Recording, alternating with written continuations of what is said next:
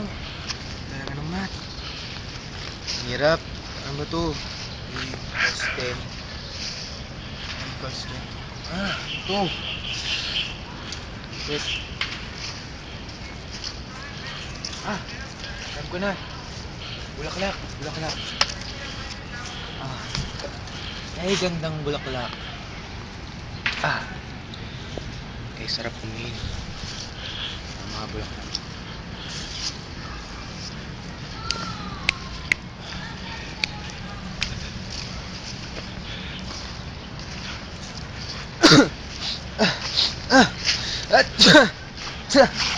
Ano ba to? Masakit ang ulo ko. Masakit ang... stress. Sipon. Sinus ako! Sandali lang. Lahat ng tao ay may sinus.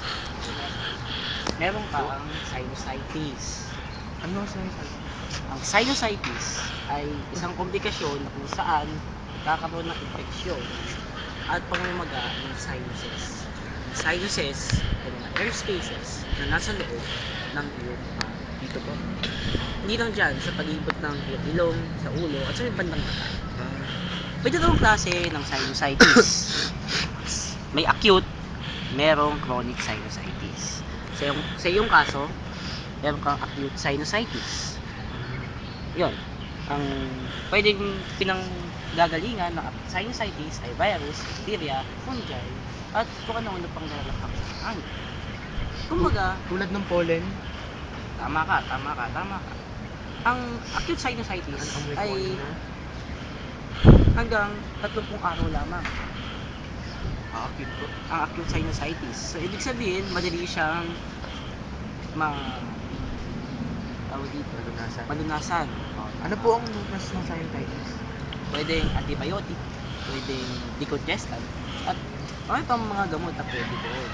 Pwede kang sumuguli sa iyong doktor upang malaman mo kung paano malulunasan ang sinusitis mo. Meron po bang ibang klase ng sinusitis?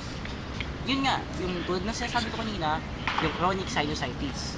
Yun naman ay mas malalang klase ng sinusitis. Pwedeng, 2 minutes, 40 dahil seconds. hindi kasi nalunasan yung acute sinusitis, pwedeng mag-develop yun sa chronic sinusitis. Buti na lang, di pa lang ang akin. Kaya, may papayo ko sa'yo, sumanguni ka na sa iyong doktor, at tanungin mo siya kung ano pwedeng gamot sa iyo. Tulungan niyo muna po ako sa akin, Matt. Sige.